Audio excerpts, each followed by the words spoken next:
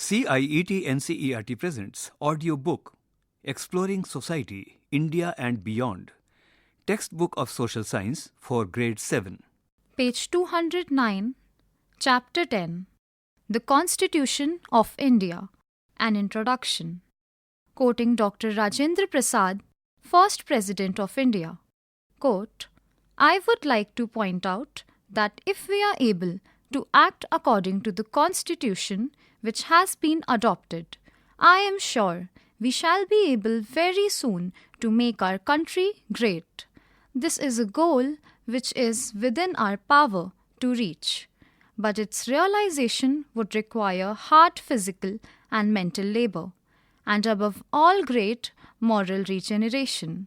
We have prepared a democratic constitution, but the successful working of democratic institutions requires in those who have to work with them willingness to respect the viewpoint of others, capacity for compromise and accommodation. End quote. There are three images at the center of this page. Figure 10.1, Glimpses from the Republic Day Parade. Left image, a group of schoolgirls dressed in uniform can be observed marching in formation in the Republic Day Parade. Center image, a grand view of the Republic Day Parade taking place at Rajpath, New Delhi. Right image, a colorful display of cultural and traditional elements, including dancers and a decorative float representing the diversity of India. The big question, first, what is a constitution and why do we need one? Second, how was the Indian constitution prepared?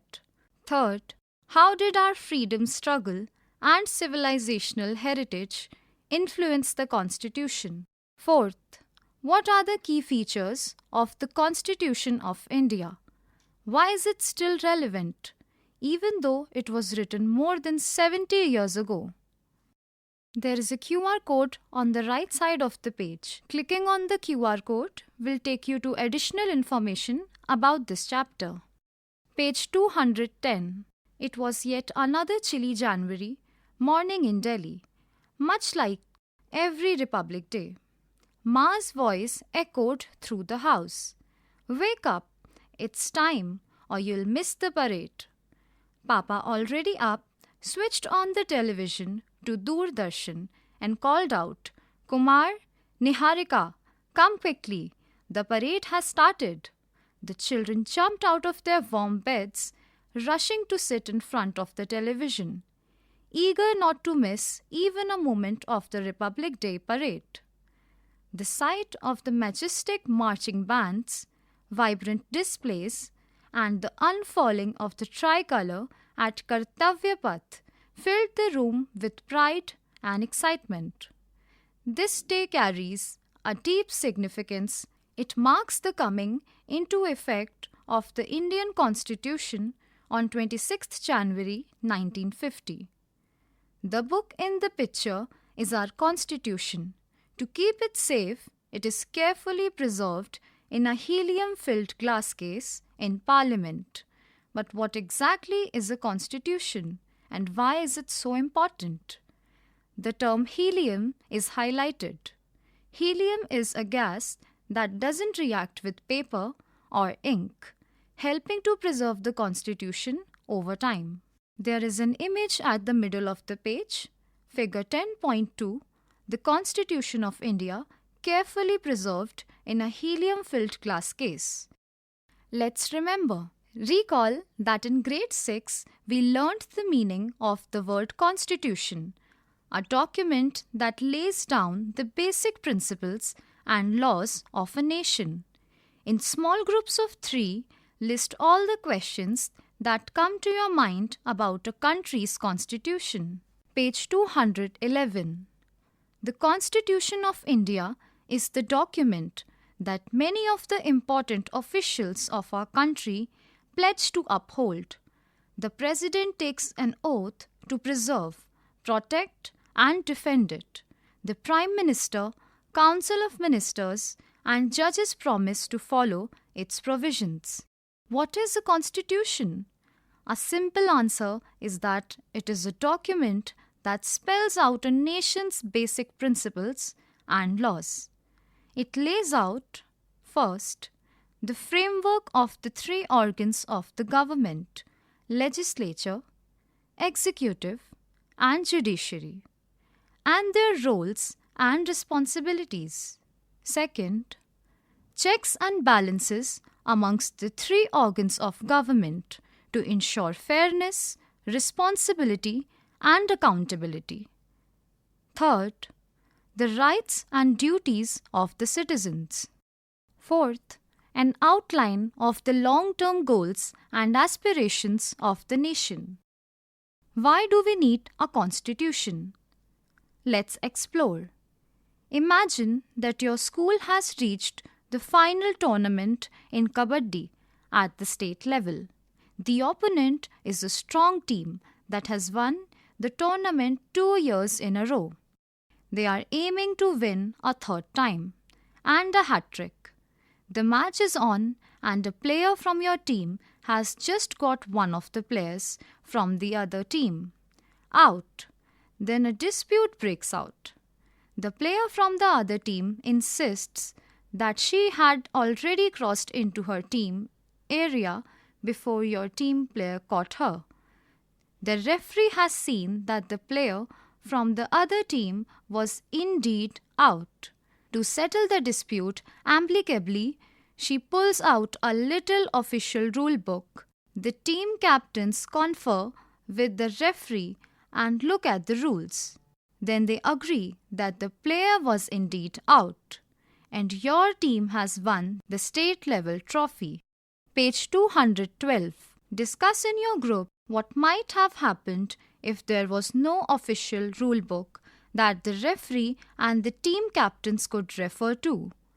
What is required to ensure everyone agrees to abide by the rule book? What might happen if the team captains did not agree to refer to the rule book at all? Think of a game that you play often and listen the rules you follow. Each group then present their set of rules to the rest of the class. Listen to each presentation, discuss the rules, and work together to decide on a common set of rules for the game. What challenge do you face in reaching a consensus on rules that everyone agrees with? What could be the rule book for a country? How would it be made? The Constitution is something like a rule book for the country. Don't miss out. Just as your textbook has many sections and chapters, the Constitution of India has 25 parts and 12 schedules. Each part has sections within it. It is the world's largest written constitution. When it came into effect, it had 22 parts and 8 schedules. You don't need to remember these numbers. But can you guess why they have increased since 1950? The basic rules and principles in a constitution determine what kind of government will be there, how it will be formed, and how it will function. This includes many principles we saw in the previous chapter, such as how legislature, executive, and judiciary are formed and how they work. A constitution describes, for example, how laws are to be made and implemented, who elected the executive, how the judiciary is made, and what rights and duties individual citizens have. Many constitutions, including the Indian Constitution, also state the values and ideals the country is committed to. For instance, equality and justice for all, fraternity, pluralism, and freedom. Page 213. In fact, it is these values and ideals that usually form the basis for the laws and principles in a constitution. Some of the important things that most constitutions contain There's a flow chart about the Constitution at the middle of the page. Some of the most important things that most constitutions contain are: first, values and ideals of a society; second, functions of different parts of the government; third, political system; fourth, rights and duties of citizens; fifth, guiding principles for government; structure and formation of the government. Writing the Constitution of India, I quote Dr. Sachidanand Sinha, President of the Constituent Assembly, at the start of the process of the writing of the Constitution, quote, "I wish your labours success and invoke divine blessings that your proceedings may be marked not only by good sense, public spirit, and genuine patriotism, but also by wisdom, toleration, justice, and fairness to all, and above all, with a vision which may restore India to her pristine glory and give her a place of honor and equality among the great nations of the world." End quote. While India was struggling for independence from British rule, it was necessary to start planning for how we would govern ourselves. There were many important questions to be answered in a large, culturally diverse, and complex country like India. What type of government should we have? What rules and principles should guide us? Who should have the right to vote? How should we decide on disputes?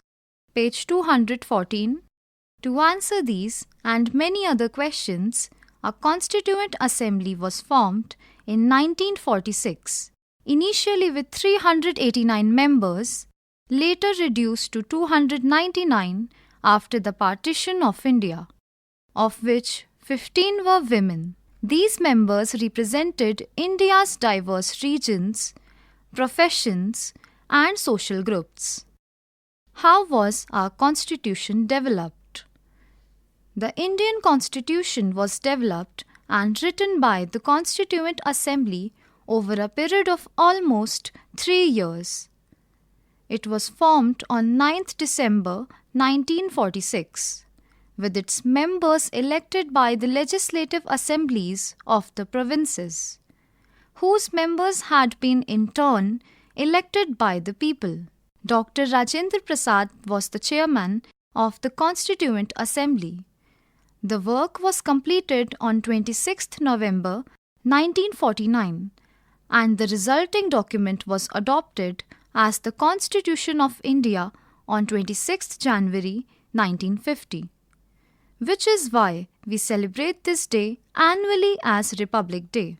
The initial text of the Constitution was prepared by a drafting committee chaired by Dr. B.R. Ambedkar, an eminent social reformer and the first Law and Justice Minister of independent India. Figure 10.3. There is an image at the bottom of the page. Figure 10.3, Dr. B.R. Ambedkar seated center with a few other members of the drafting committee. Page 215. Let's explore. In small groups, try to find out the names of people from your region who may have participated in the making of the Constitution. What sources can you use to gather this information? Hint: look for books in your school or local library. You could also ask your teacher, parents, and other elders in the neighborhood. Explore the website sunset.in/ls/about/constituent-assembly. What shaped and influenced the Indian Constitution? While the Constitution was developed by the Constituent Assembly, it had many influences. The experience, ideas, and the ideals of the Indian freedom movement were a significant influence. India's civilizational heritage and culture also played a key role. Useful learnings from constitutions of other countries were also considered. Influence of the Indian freedom movement. Many key ideals and values of the Indian freedom struggle were enshrined in the Constitution. The Constitution was the cornerstone for an independent India. A number of leaders of the India's freedom movement were members of the Constituent Assembly and therefore carried their experience and ideas from the freedom struggle to the Constitution. Some of these values and ideals are equality of all, justice for all, freedom, fraternity, preservation of India's cultural heritage, and the idea of using the Constitution as a tool for and means of achieving these values and ideals. The experience and learnings from the freedom struggle also provided answers to many of the how and what questions. There's an image at the bottom right side of the page, figure 10.4.1, Workings of the Constituent Assembly. A black and white photograph with several members of the Constituent Assembly seated around large wooden tables engaged in discussions. Page 216. There are two images at the beginning of this page, figure 10.4.2 and 10.4.3, Workings of the Constituent Assembly. In the left image, it depicts a wide-angle view of the assembly hall with members seated in row facing the front podium. In the right image, a closer shot of the members, some wearing traditional attire like Gandhi caps and turbans, attentively listening or participating in debate. Point 1. How do we make sure that every adult citizen has a right to vote? Point 2. How do we ensure that the powers of the executive, legislature, and judiciary are kept separate? Point 3. How do we guarantee that every individual's fundamental rights are respected? Point 4. What should be the process if we want to amend the Constitution? Point 5. What should be the relationship between the central and state governments? And so on. We will get glimpses of how all these have been structured in the Constitution later in this chapter. India's civilizational heritage and history. Let's remember, in the chapter on Unity in Diversity or Many in the One, in grade 6 we studied what makes India one country and the underlying unity that embraces the diversity. This idea of India being one country is embedded in the Constitution. Some fundamental principles are embedded in our culture. Acceptance of the idea that people could have different points of view, nature as sacred, the pursuit of learning and knowledge, respect for women, and the concept of Vasudevah Kutumbakam, the world is one family, and Sarve Bhavantu Sukhinah, an invocation for the well-being of all creatures. Page 217. All these principles find a place in our Constitution, though you might find them expressed a little differently. Let's remember, earlier we described various types of governance systems that we experimented within India, from the Janapadas, Sanghas, rulers, and their councils, Kautilya's concept of Saptanga and Raj Dharma, and so on. On the whole, there has been a great emphasis on the duties and role of the people in governance. It was, therefore, quite natural that the constitution makers would incorporate these ideas of our civilizational heritage into our constitution. Fundamental duties, for instance, are part of it. Learnings from across the world. In addition, in the Indian tradition of Anubhadraha, Karatavo, Yantu, Vishvataha, let noble thoughts come to me from every side. The constitution makers studied the constitution of France, USA, UK, Ireland, Australia, and other countries that have a democratic system to explore their usefulness for our context. For example, the ideals of liberty, equality, fraternity were adopted from France's constitution, which enshrined them from the French Revolution of 1789. The idea of the directive principles of state policy, which we will study shortly, was inspired by the Irish Constitution, and the American Constitution helped shape the concept of an independent judiciary. There is an image at the bottom right side of the page. Figure 10.5, this Declaration of the Rights of Man and of the Citizen, which focused on equality, liberty, and justice for all, was formulated during the 1789 French Revolution. It helped the spread of such ideals in many parts of the world. Many constitutions, including the French one, adopted or adapted its values and principles. In the image, the left figure in red and blue is holding a broken chain representing freedom from opposition. The right figure, possibly an angel, holds a staff and gestures towards the declaration, symbolizing guidance and justice. The text of the declaration is inscribed in French, divided into preamble and several articles, highlighting principles such as liberty, equality, and justice. Page 218.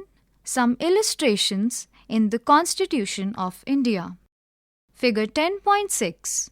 A scene from ancient Gurukul. In second part of Constitution, Citizenship. A scene from an ancient Gurukul. The image depicts a peaceful forest setting with small huts, trees, and students, illustrating traditional Indian Gurukul where students learned from their guru in natural surroundings. Figure 10.7. A scene from the Ramayana, Rama's conquest of Lanka and recovery of Sita. In third part of Constitution, Fundamental Rights. This image captures Lord Ram during the battle with Ravana. Figure 10.8. A scene from the Mahabharata, Krishna propounding the Gita to Arjun. This image captures Lord Krishna delivering the Bhagavad Gita to Arjun on the battlefield of Kurukshetra. It's in fourth part of Directive Principles of State Policy. Figure 10.9. A scene from Orison Sculptures. Part 11. Relations between Union and the States. A scene from Orison Sculptures. This figure depicts a finely detailed stone-carved sculpture from Orissa, likely portraying a mythological or religious scene with multiple human and divine figure in traditional attire and poses.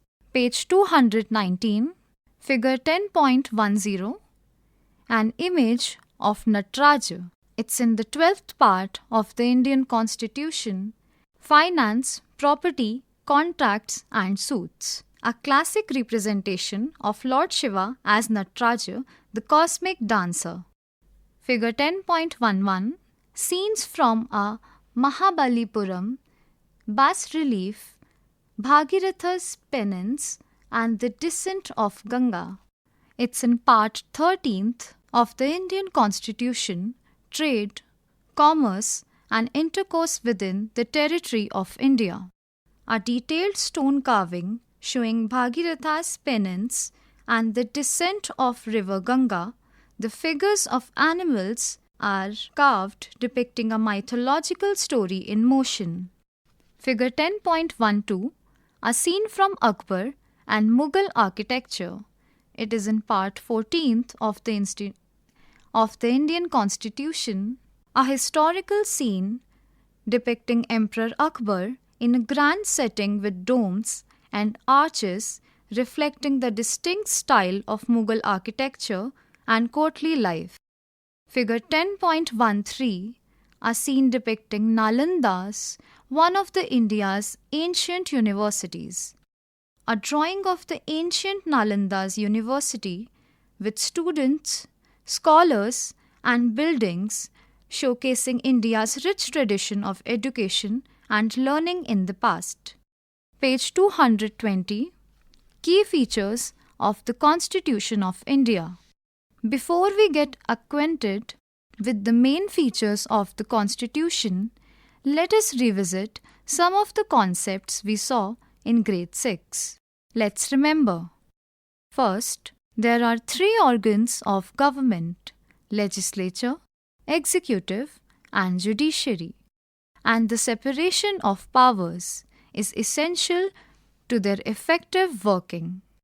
Second, the legislature makes the laws. Third, the law is implemented by the executive, which is headed by the Prime Minister. Fourth, the judiciary ensures that all laws made are in accordance with the Constitution. It also decides whether a law has been broken and what punishment is necessary. Fifth, we have a three-tier system of government: central, state, and local, Panchayati Raj system. Sixth, some functions and responsibilities are reserved for the central government and others are assigned to the state government.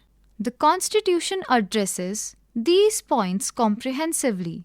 It clearly defines the roles, functions, responsibilities, and accountability measures for each organ of government. The electoral system has been laid down to ensure that every eligible citizen of the country is enabled to vote. Other core aspects of the Constitution are the fundamental duties, fundamental rights, and the directive principles of state policy. The infographic, figure 10.14, provides us with examples of a few of the fundamental duties and rights, which are listed in full in the beginning of all NCERT textbooks.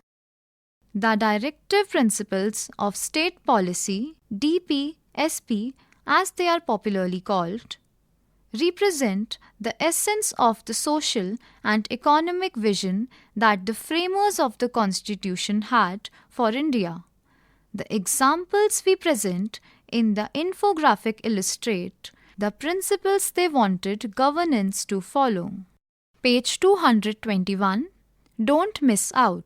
Directive principles are goals that the government should try to achieve. They reflect the direction they wished the country take to make India better for all. For example, everybody in the country must have a good standard of living, but if the government does not make efforts to follow this, one cannot go to a judge and complain about it. The DPSP are more like guidelines than strict rules. Fundamental rights, on the other hand, are promises that must be kept. If someone treats you unfairly because of who you are, you can actually go to court and the judge can help you. The people who wrote our Constitution created this system on purpose. They wanted some rights that could be demanded immediately, fundamental rights, and some bigger goals, directive principles, that might take time to achieve as our country progressed. Let's explore. Read the quotation given below. Which article of the Constitution do you think she was referring to? Why do you think she said that the equality of women was not a new concept for India? Discuss in the class. Quoting Begum Azaz Rasul, 22nd November 1949, during the Constituent Assembly's debates. Quote, Sir, the women of India are happy to step into their rightful heritage of complete equality with men in all spheres of life and activity. I say so because I am convinced that this is no new concept which has been postulated for the purposes of this Constitution, but is an ideal that has long been cherished by India. Though social conditions for some time had tragically debased it in practice, this Constitution affirms that ideal and gives the solemn assurance that the rights of women in law will be wholly honoured in the Indian Republic." End quote. Page 222. There is a flowchart present on page 222. First, fundamental rights. Point 1. Right to equality. Article 14. Equality before law. Second, right to freedom. Article 21. Protection of life and personal liberty. Third, right against exploitation. Fourth, Article 21A. Right to education. Directive principles of state policy. First, Article 41. Welfare government. Second, Article 44. Uniform Civil Code. Third, Article 38. Social, political and economic justice. Fourth, Article 48A. Environment and wildlife protection. Fifth, Article 49. Protection of monuments, places and objects of national importance. Sixth, Article 47. Nutrition, standard of living and public health. Fundamental duties. A. To abide by the Constitution and respect its ideals and institutions, the national flag and the national anthem. B. To defend the country and render national service when called upon to do so. C. To value and preserve the rich heritage of our composite culture. D. To protect and improve the natural environment, including forests, lakes, rivers, and wildlife, and to have compassion for living creatures. E. To strive towards excellence in all spheres of individual and collective activity, so that the nation constantly rises to higher levels of endeavour and achievement. F. If a parent or guardian, to provide opportunities for education to his or her child, or, as the case may be, ward between the age of 6 and 14 years. Figure 10.14, a glimpse of how the parts of the Constitution are organized. Page 223. The Constitution is a living document. Our Constitution makers realized that a need for new laws and rules would emerge over time. For example, Part 4A, Fundamental Duties, was added in 1976. However, we must remember that any changes, called amendments, to the Constitution are rigorously debated in the Parliament before they are accepted.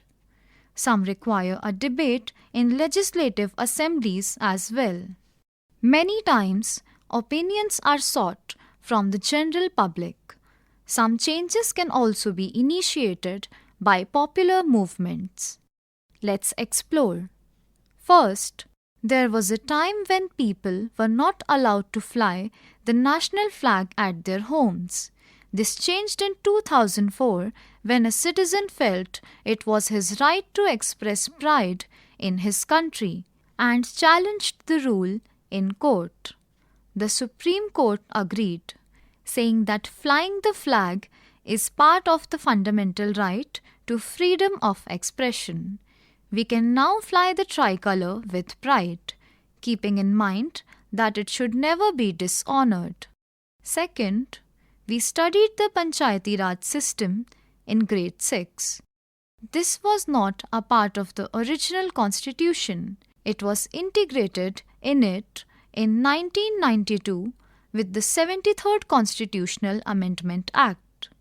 Third, Can you find out the amendments made to the Constitution in the past 10 years? The government also creates opportunities for people to provide feedback on proposed laws or changes in rules. See the highlighted portion on the next page. Observe the highlighted portion on the next page. Don't miss out. The Indian Constitution is not just a legal document, but also a work of art. Calligrapher Prem Bihari Narayan Raizada wrote its text by hand, while Nandlal Bose and his team illustrated its pages with scenes from Indian history from Mohenjo-daro to the freedom movement. Figure from 10.6 to 10.13. Page 224. There is an image on page 224. It is a screenshot of a government web page titled at the top. There's an image of a smiling man in rural attire holding his Aadhaar card, symbolizing the common citizen. The logos of various Indian government initiatives like Digital India, MyGov are also present. It is for inviting comments on draft amendments to the Aadhaar Authentication for Good Governance Rules 2020. Figure 10.15. Understanding the preamble, the guiding values of the Constitution of India. The Constitution's core values are the guiding principles for policies and decision-making, which the government is expected to follow. Citizens are also expected to practice them to the best of their ability. These guiding values are present across the Constitution, but their essence is written in the preamble. So let us study the preamble, which is a fitting end to this chapter. Page 225. Preamble of the Indian Constitution. The people of India, having solemnly resolved to constitute India into a sovereign democratic republic and to secure all its citizens justice, social, economic, and political, liberty of thought, expression, belief, faith and worship, equality of status and of opportunity, and to promote among them all fraternity, assuring the dignity of the individual and the unity of the nation.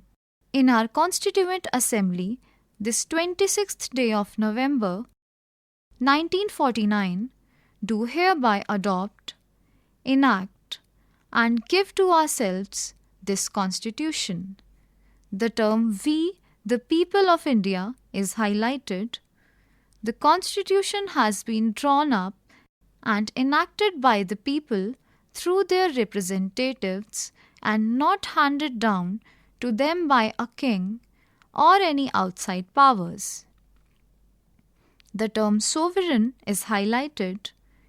The people have supreme right to make decisions on internal as well as external matters. No external power can dictate the government of India. The term socialist is highlighted. Wealth is generated socially and should be shared by the society. Government should regulate the ownership of land and industry to reduce socio-economic inequalities. The term secular is highlighted. Citizens have complete freedom to follow any religion, but there is no official religion. Government treats all religious beliefs and practices with equal respect. The term democratic is highlighted. A form of government where the people enjoy equal political rights, elect their rulers, and hold them accountable. The government is run according to some basic rules. The term fraternity is highlighted. All of us should behave as if we are members of the same family. No one should treat a fellow citizen as inferior. The term republic is highlighted. The head of the state is an elected person and not a hereditary position. the term justice is highlighted. Citizens cannot be discriminated on the grounds of caste, religion, and gender. Social inequalities have to be reduced. Government should work for the welfare of all, especially of less advantaged groups. The term liberty is highlighted. There are no unreasonable restrictions on the citizens in what they think, how they wish to express their thoughts, and the way they wish follow up their thoughts in action. The term equality is highlighted. All are equal before the law.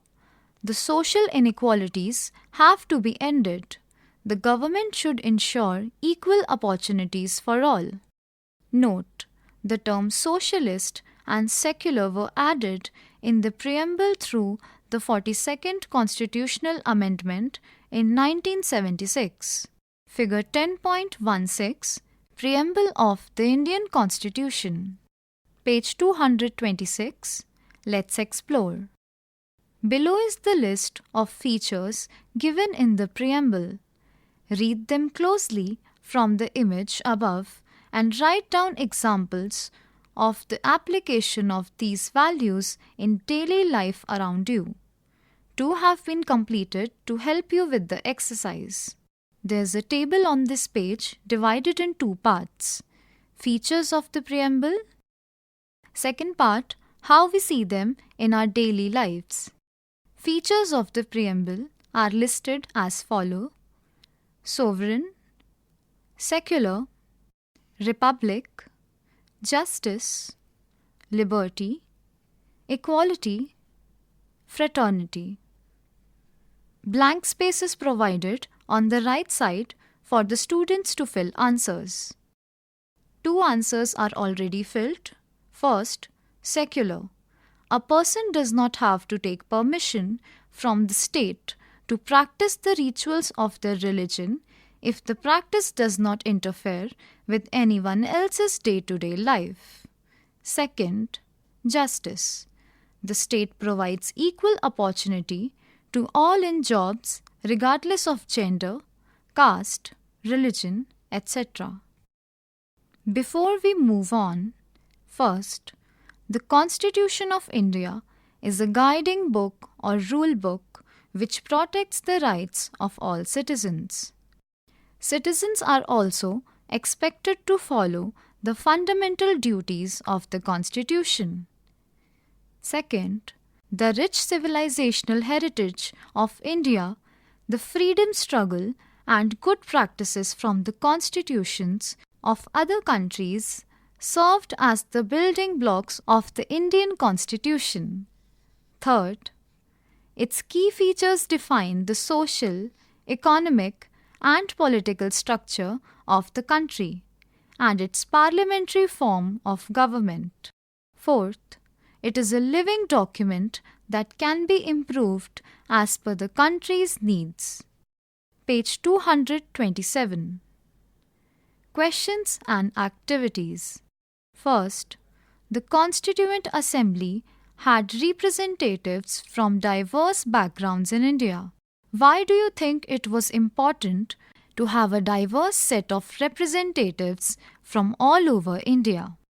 Second, read the statements below carefully and identify which key features or values in the Constitution of India are reflected in each statement. A. Sheena, Rajat, and Harsh are standing in a line. They are excited to cast their first vote in the general elections. B. Radha, Imon, and Harpreet study in the same class in the same school. C. Parents must make arrangements to ensure their child's education. D. People of all castes, genders, and religions can use the village well. Third, it is said that all citizens in India are equal before the law. Do you think this is a fact? If yes, why? If not, why not? Formulate your arguments. Fourth, you have learnt that India is the only country that provided universal adult franchise to its citizens from the beginning. Can you explain why India did it? How did the freedom struggle inspire the making of the Constitution of India? How did India's civilizational heritage inspire some of the key features in the Constitution of India? Explain. Sixth, do you think we, as a society, have achieved all the ideals of the Constitution? If not, what can we each do as citizens to move our country closer to these ideals? Seventh, read the clues carefully to solve the crossword on the next page to uncover important concepts from the Indian Constitution. Page number 228. There's a crossword puzzle present on this page. It is vacant for the students to fill the answers. Across, point 2. The branch of government that makes laws.